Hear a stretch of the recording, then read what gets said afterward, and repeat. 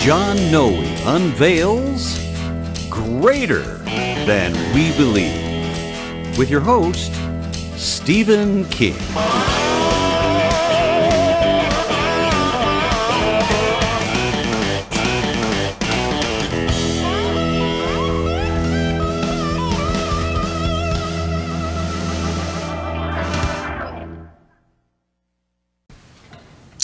Well, hello. Thank you for coming back. As you should already know, my name is Stephen King, and this is my friend John Noe. We decided to change things up a little bit this week, and John has several times allowed me to have a share of a testimony or something like that and focus on me, which I appreciated. At the time, it fit. But we almost never talk about John. We acknowledge his work. We talk all, but we have used the expression "a college of knowledge" so many times. Actually, weren't you the one who invented that? I think so. I'm not sure, but all I know is that I like it. It works. And so this week we have this is a special video, number 241, and it's called "A College of Knowledge, a 40-Year Legacy and Counting." And so, John, I want you to just talk to us about your 40 years plus of writing and the journey you've been on that brought us to this series, that brought us to today. Do you think I can do it in less than 40 years? Talk slow. Or fast. Yeah, fast. Well, 18 books and some other things. Yeah. And 5 more coming. Yeah. How's that sound? And brothers and sisters, Stephen and I are now going to be concluding, or temporarily concluding, depending on how things go, our Greater Than We Believe series. After 6 years. You know, it's been 6 years? Yeah, about 5.5. Yeah, we started in by the January of '99. By the time these get done, yeah, well, that's true. You know, close to it. Close to 6 years of producing and presenting weekly Greater Than We Believe videos, and then we did the best of Greater Than We Believe videos, which you weren't around here to see. So, because both of us are moving on to other things, and whatever the Lord has in mind for us in those other things. So I'm going to close out with a 40-year look back at some of the highlights of this, developing this, what you've called, termed, I'll give you the credit for that, College of Knowledge, and how all this got started and developed and progressed from there into where we are today.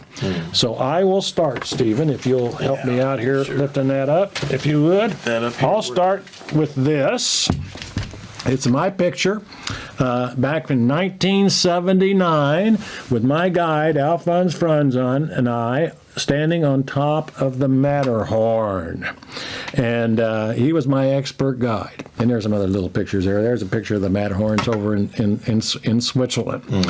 And then I came back to the United States of America, and I began to getting invitations to speak to different groups, everything from grade schoolers to Sunday school classes to businesses to all sorts of different types of audiences about my mountain climbing adventures, because I climbed this one, I climbed some other mountains, and then a couple of years later, Cindy and I climbed Mount Kilimanjaro, and how they could apply some mountain climbing principles to how they could achieve great heights of success in their life.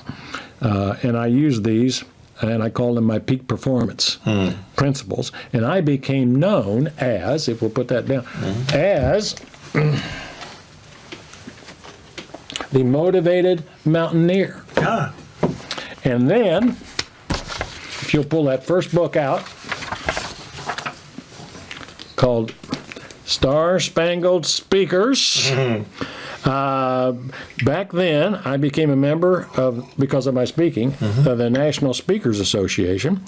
And in 1982, that's when this book came out, they recognized me as one of 17 what they called Star Spangled Speakers in this book. And it was featured, and let's see, there's my, and each of us had a chapter in there, and there was my, there's my, I don't know if you can pick that up on one of the cameras. Which camera should I show it to? Third camera, this middle camera right over here. How's that? Yeah, that's good. That's me. 1984 or something like that. The Motivated Mountaineer. There it is. Isn't that what it says? The Motivated Mountaineer? Yeah. And that was my chapter right there that I had on it. So, put that back. Next, now that was 1982, right? Yes. 1984, my first book comes out called Peak Performance Principles for High Achievers, which talked about my mountain climbing. The first chapter is my climb of the Matterhorn, and the last chapter is my wife and I, Cindy, climb of Mount Kilimanjaro. And then sandwiched in between here were all these great and wonderful principles, how people could apply them to their life. And guess who endorsed that book? Can you read that?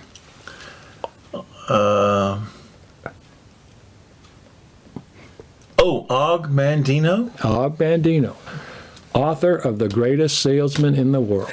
Back at that time, that was one of the top motivational books in the country. And he said this. Well, you read it. What did he say? What did he say about the book? He says, after reading this marvelous book, I realized how little I have accomplished with my life compared to what I could have done. But it's not too late. Isn't that something? Yeah. All right. 2 years later, that book went mass market in Berkeley out of New York. And here is the mass market version, talking about some of the same things. Oh, give me that back again. Some of the principles, I meant to say this, some of the principles were like high achievers are willing to make no small plans. High achievers are willing to do what they fear. If you're not willing to do what you fear, then fear not you is in control of your life. Yes. High achievers are willing to prepare. High achievers are willing to risk failure. High achievers are teachable, and high achievers have heart. And that was main part of both of these books, as it went mass market here. This one Og Mandino did the same endorsement on that. Put that one back. Put this one back. That's this 2 years later after that. So that would have been 1986. My biggest bestsellers were those two. And by the way, that book was named one of the top 10 recommended. It was put on by Amway, their top 10 recommended book list back then, and they bought 25,000 copies and gave them to their agents or their, what do they call them? I don't know. Yeah. And employees and all that stuff. All right. Then in 1986, my book People Power came out. The most successful families, business, and corporations I know realize that the bottom line is not making money or a 5-year plan, but people power, where building strong relationships creates a winning team. John Noe. And we talked about a lot of those issues there from that. And then 2 years later, if you would pull the next one out, this book also went mass market.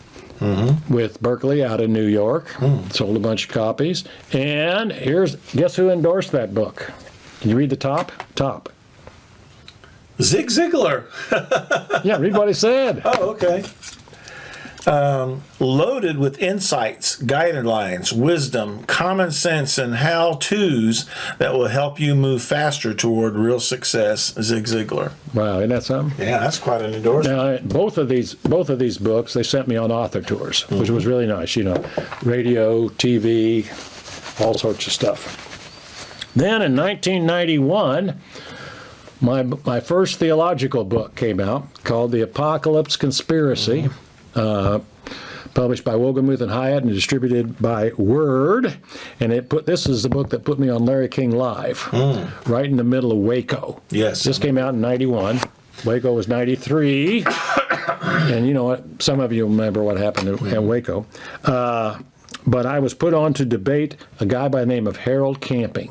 Some of you may know him. And he had written a book called 1994. And now, again, this is 1993. What do you think his book 1994 was all about? About the end of the world. guess who? And the rapture. And I was brought out. They flew me out of here to Washington D.C., where Larry King studios were. And back then, that was at the height of Larry King. He's watched by over 100 million people all around. And my pastor told me not to go. Because Larry King is a secular Jew, and all he's wanted to do is get 2 Christians on there and create a bloodbath and destroy the credibility of Christ in front of 100 million viewers, and don't go. What would you have done? Oh, God. I went. Yeah. But I was bound and determined that wasn't going to happen. That's another story. But when I walked into the green room, because they kept Harold Camping and I separate, because they want the fireworks not to start until you get on camera. Yeah. And I walked in, there's this other guy sitting there. And I didn't know him, and he didn't even recognize me walking into the room or say hi or even look up. Finally, I initiated the conversation, and I said, "Hi, I'm John Noe." He said, "Hi." I said, "And who are you? Or are you on this program or something like that?" He said, "Yeah." I said, "And what's your name?" He said, "Alec Baldwin."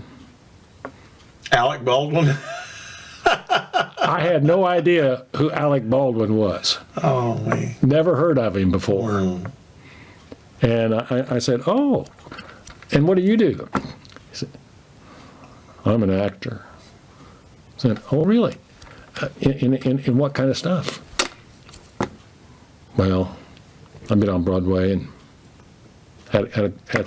done some movies." I said, "Really? Anything I might have seen?" And he said, "The Hunt for Red October." I said, "I saw that one. That was what's the guy's name?" Denzel? No. No, he was I don't know. Sean Connery. Sean Connery, Yes. yeah. And I said, "Really?" I said, "And what role did you play?" Because I mean, he did not want to talk to me at all. Anyway, that's another story. Forget. Anyway, they sent me on an author tour around the country. And one story out of that author tour, real quick, if I may.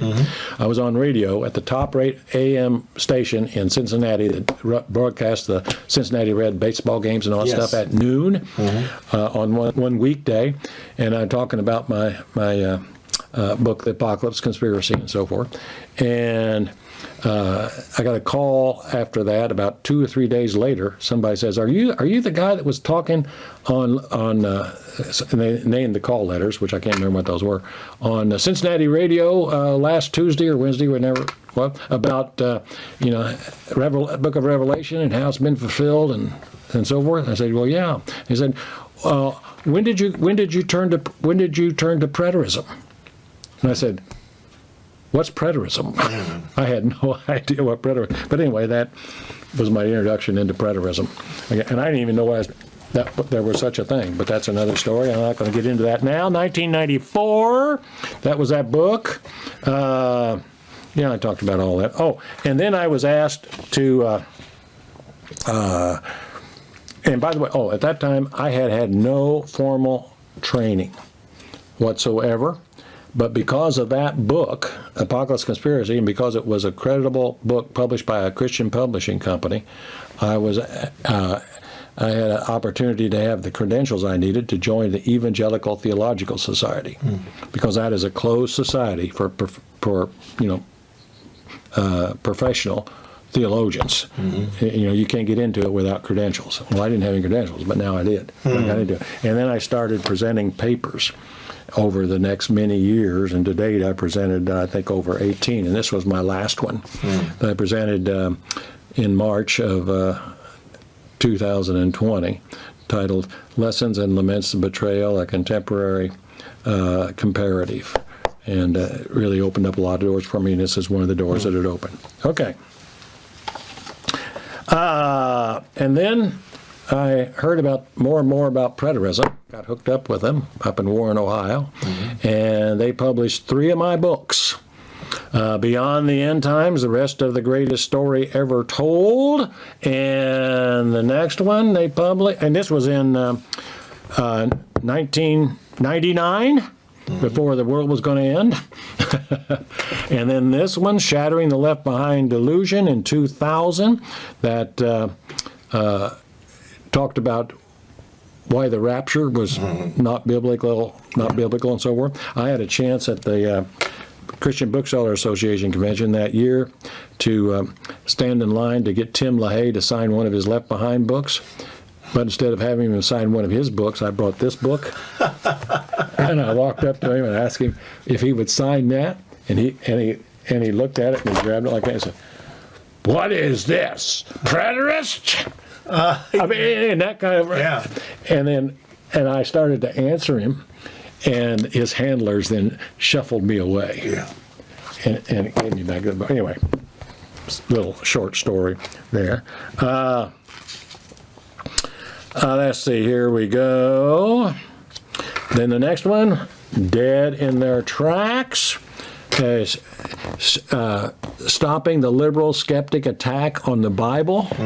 Another preterist book, all published by the International Preterist Association. And then we begin to have theological differences, such as what? Such as some of their leadership claiming that the church was raptured in AD 70 during the destruction of Jerusalem, and that there were only two comings of Jesus, versus what I was talking about in the Apocalypse Conspiracy already back then, the many comings of Jesus. And I was beginning to develop a preterist idealist understanding of the book of Revelation, and they see the book of Revelation as being fulfilled and over. And I said, well, how about it's fulfilled and ongoing from a preterist idealist standpoint? Well, they were upset with me, and pretty soon later we parted company. Put those back. All right, and they trashed all those books, all the books that I published and sent them and paid for and so forth. Oh, well. 2000, I began my PhD program because I had no theological training, formal theological training whatsoever. And if you'll pull out, this is my doctoral dissertation. Heavy. That's what it looks like, folks. Yeah. That's what it looks like. Yeah. Which camera? That one?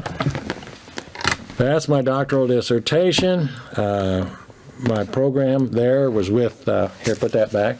Okay. And then give my diploma. Yeah, there's your diploma. There's my diploma. So in 2004, received my diploma.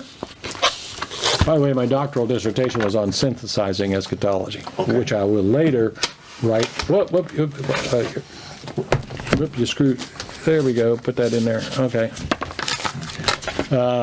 There's my diploma, so make it official. From Trinity Theological Seminary and the University of Liverpool in England, 2004.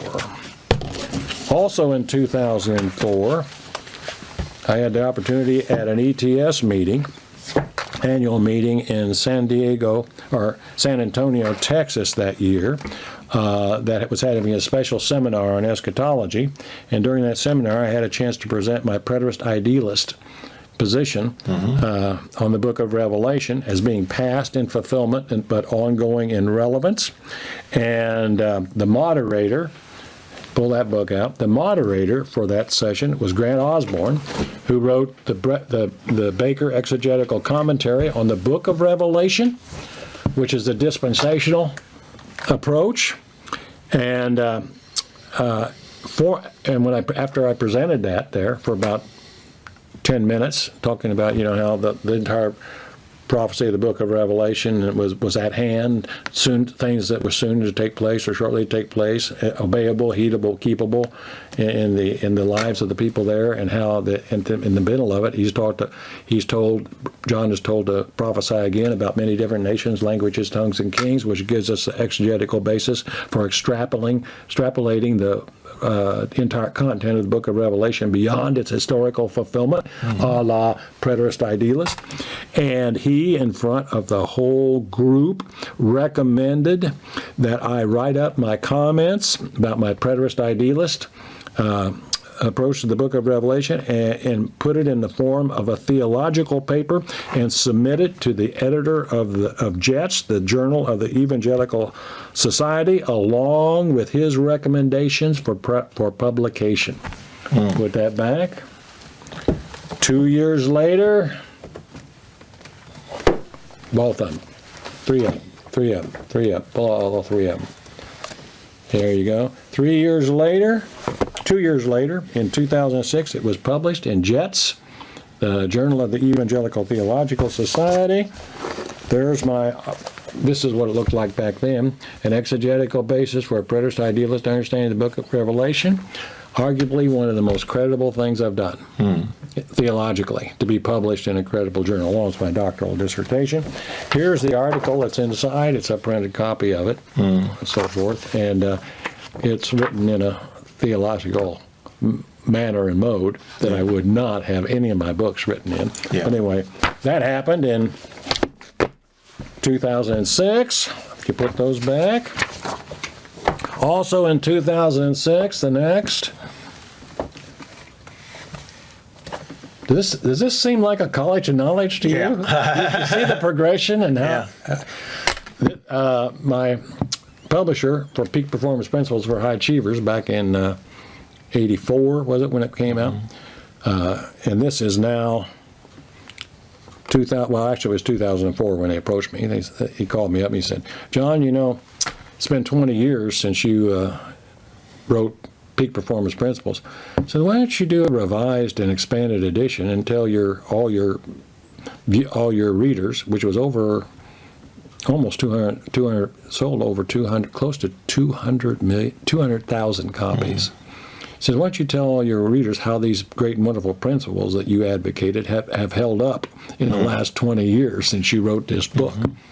And so that's the premise for this whole thing. And I added a chapter, part 4, and a chapter titled, and 2 chapters, one titled Mountains of Motivation and one Crying in the Cornfields. And I told the story about what happened to me and my wife one night down at the Mighty Revival, downtown Indianapolis, which is something else, and really spurred me on, to further develop what I had done, and more so in the area of theology than in the area of personal development. So, in 2011, I established East to West Press and began publishing books under that manner. In 2011, my first book, again, a preterist idealist approach, The Perfect Ending for the World. Also in 2011, the one we've been doing the series on here lately, 2011, Hell Yes, Hell No, What Really Is the Extent of God's Grace and Wrath. In 2012, Off Target, Have We Christians Been Led Astray and Dumbed Down and Drawn Off Target? 18 Bullseye Exposés. Also in 2012, The Greater Jesus, His Glorious Unveiling. In 2014, based on my PhD dissertation of synthesizing eschatological views, unraveling the end, a balanced scholarly synthesis of 4 competing and conflicting end-time views, never has been done before in the history of Christianity. I had to prove that to my doctoral committee. That's that book, and it's also based on a 13-week seminar series I did for the Anderson Church of God up in Anderson, Indiana. Had about 60, 70 people there every Wednesday night for 13 weeks. Great, and I talk about that there. And then in 2014, I appeared on 9 national TV programs on TBN with Dr. Lynn Hiles on his show That You Might Have Life, and we covered. I know you can't see that there, but there's my timeline, big thing there, and that's me and that's him, and there we covered and discussed for 9 TV programs, half-an-hour TV programs, my timeline for the fulfillment of Daniel's 70 weeks and time of the end-time prophecy, and there's the timeline, and that's what we discussed, that whole thing. I'll put a picture of that on the screen. Would you? All right.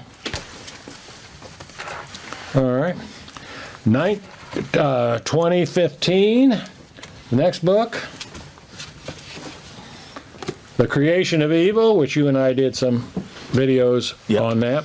Casting Light into the Purposes of Darkness in 2016.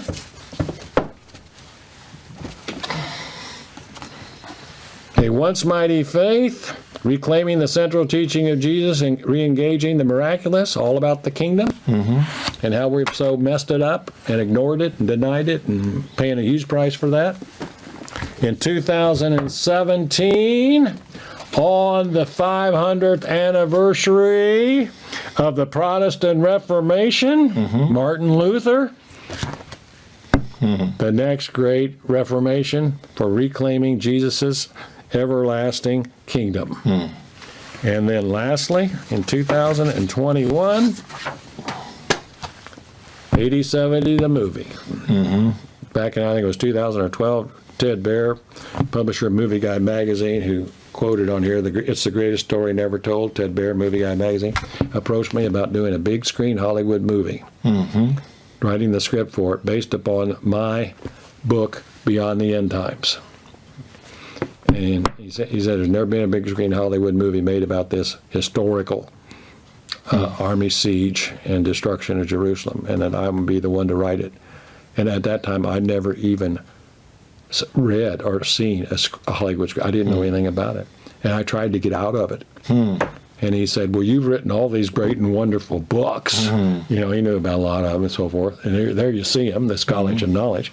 He says, do you think you can write one sentence about this? And shame me into it. And I said, well, yeah, I think I can write one sentence. He said, well, that's your first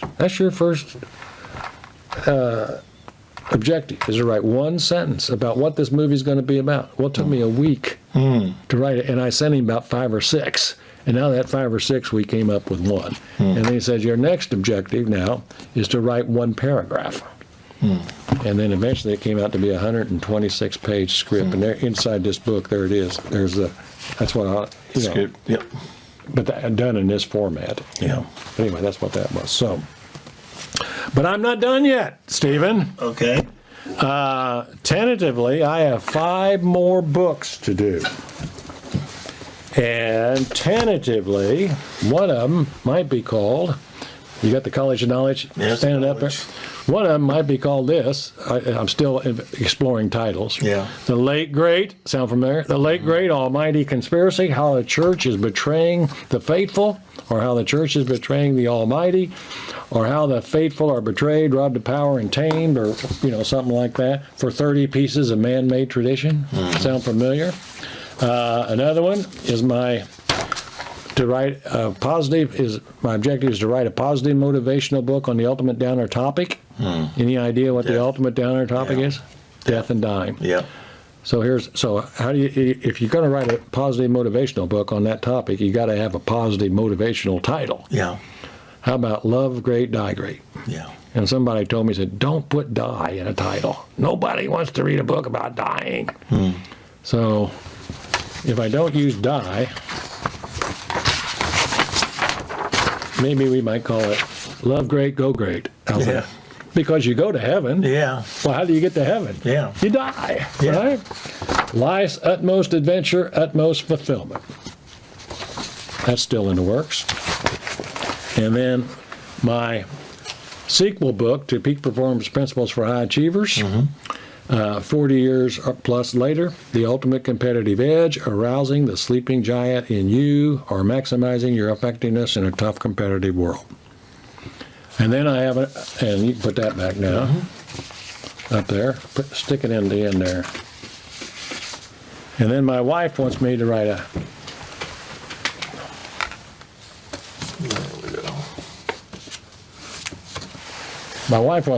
book titled The Story or the Tale of Two Creations that would take something like my Beyond the End Times or all that stuff and The Perfect Ending for the World. He said, but leave out all those people you quote, all those theologians. Leave that stuff out. Just make it a straight, simple story that a six-year-old could read in here and listen. And then another one is, give me that. Which one? This here. Oh, that.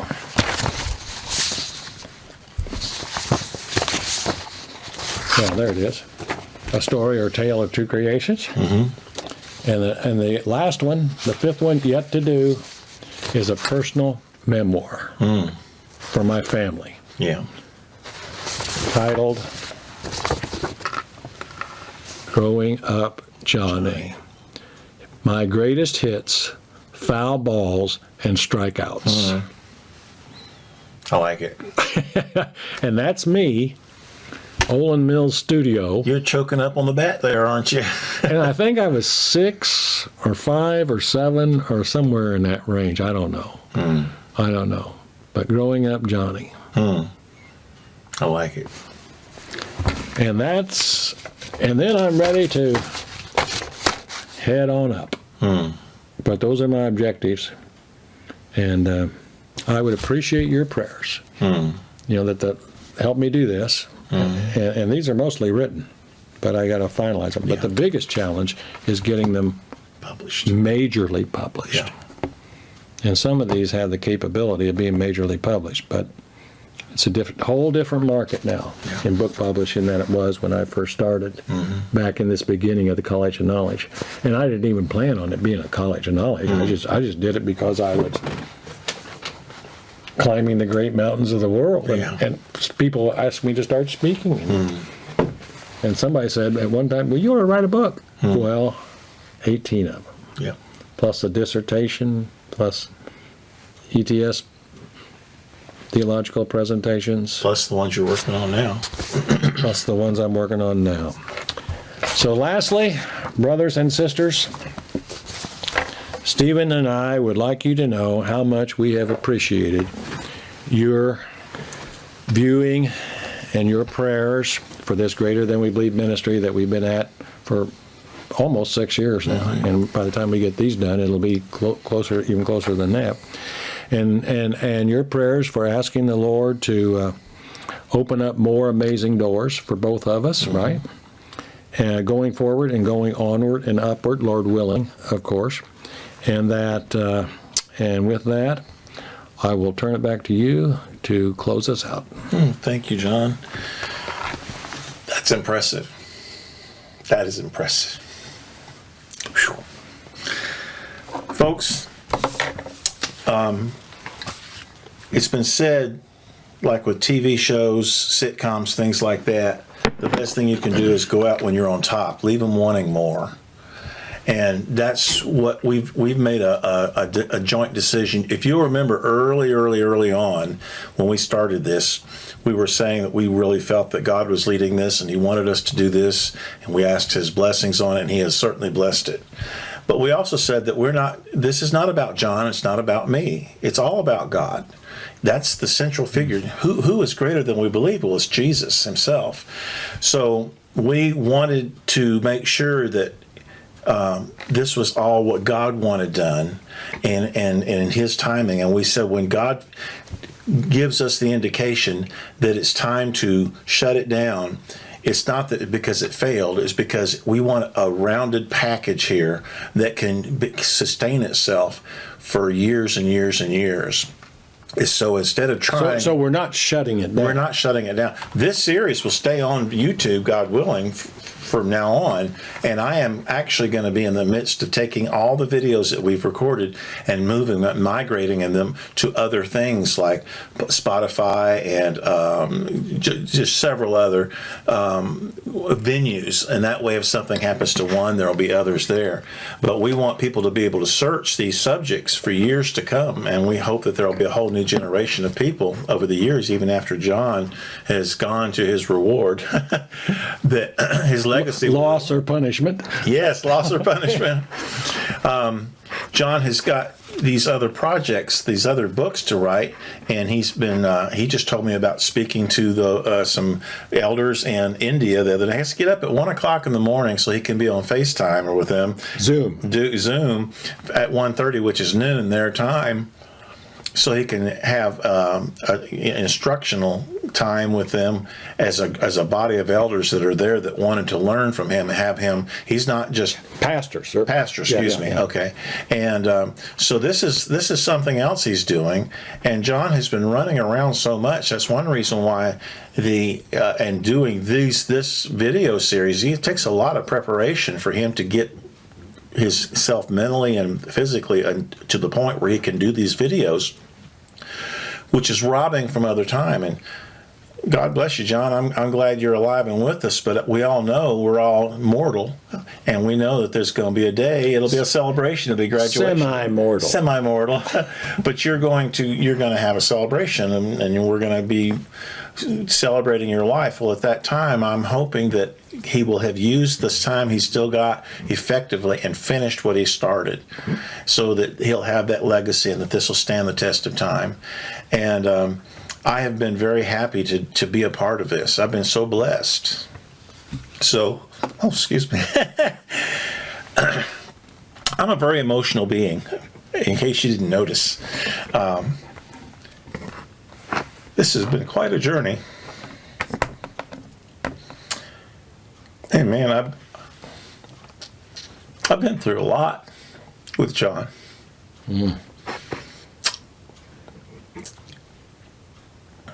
Sorry. But it's been such a blessing. I can only hope that you out there watching that have been along for the ride have been every bit as much blessed as we have. I've got so many things to do. God's blessed me with ministry that you know nothing about. I'm active a lot, not only on Facebook and things like that, but doing other hands-on ministries. And this is being away from this part of the series for now will free me up for the time I need for the post work, like taking these to other venues like Rumble and these other things. That's very, very, very time consuming. You have no idea the thousands of hours I have tied up in just these 241 videos. Thousands of hours.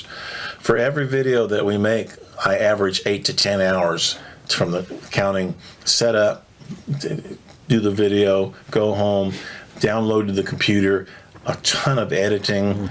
Then John has to look at the rough cuts that I've done, and then he has to give me the list of the titling and the teasers and the scriptures that we put on the screen. And if we have pictures like we're going to do on some of this stuff that we want to throw on the screen, I mean, that's all editing that just takes time. And so it's for me, it's a labor of love. It's a privilege. But I'll have more time to get these other things done, plus my other ministries. And I don't want you to unsubscribe, because this is, even though this is the last video you'll see for a while, we must still, John's got other books coming out, and when they do, we're going to probably do specials. We're going to have, you may check your YouTube and all of a sudden see there's a new video on Greater Than We Believe. Well, what's that all about? Well, it's because we got together at some point and decided we want to either announce and show some stuff about one of his new books, or there may be an event, something comes up and happens that we feel is something that we need to share with all of the followers. So we're not done. We're just calling this a completion of what we started out to do. And I hope that it stands the test of time. But just keep checking. As long as God allows it, and as long as we're alive, this will always be something that we'll be happy about. But we're going to continue to try to bring new things when and where we can. But this work stands its test of time. It will be a standalone. It'll be searchable. And we're just very, very happy that God gave us the privilege to do that. It's been really a wonderful thing to do.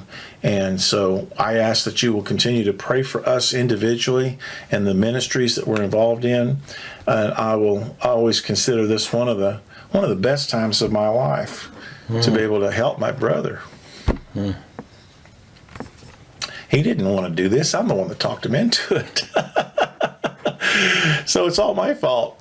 But anyway, God bless you, folks. Well, actually, I wanted to do this. You wanted to, but you didn't know how. I didn't know how. Yeah, well, this has not been a professional setup. This has got its problems in a lot of directions, but the heart of it is the Word and God's Spirit helped John take care of that. So where you see production issues or glitches or something on there, that's me. That's just because that happens. I'm not a professional in videography, but I really do hope that it's blessed you, and that you will continue to tell friends about the series, and then let new people come in and let them be blessed too. So for John, and some of this stuff, Yes. I've had so many people tell me, man, I've watched your, or going back and watch your video. I know one of the videos Yes. or more. Yes. And say, I learned so much. The second time. The second time, he said some I've watched for 2 or 3 times. Yeah. Because there's so much in them. Yeah. And that's what's true with I've read his books. I've read all the books, all the major books, and some of them, because of me being locked up, I had to have them sent to me, and John sent to me. So I've read some of them 3 times. And I'm sure, and I've got a whole big library of them at home. I'm sure I'll go back and reread some of these again, because I catch something new every time. And it just enhances my appreciation for what I feel is the truth of the Word. And so, anyway, I appreciate you guys, John and I. We appreciate you so much. That we've been praying for you for years, and we feel that you've been praying for us and staying in touch. And we just hope that the legacy stands the test of time. Yes. And so, John, is there anything else you want to say? Or? Your prayers. Yes. That the Lord would open up major doors. Yes. For Stephen and I. Yes. In these messages and our other activities, Yeah. and he may not. Yeah. He may not. I mean, it may be left for somebody else to do. Yeah. Well, I think we've both been building up treasures in heaven, and I have a feeling that even with just what we've accomplished already, that we're going to get the well done, good and faithful servant speech from God. I hope. That's what I'm working toward. So God bless you all, and we will hopefully see you again at some special point, and we love you. Good night. All right. Oh, man. Excellent. Excellent.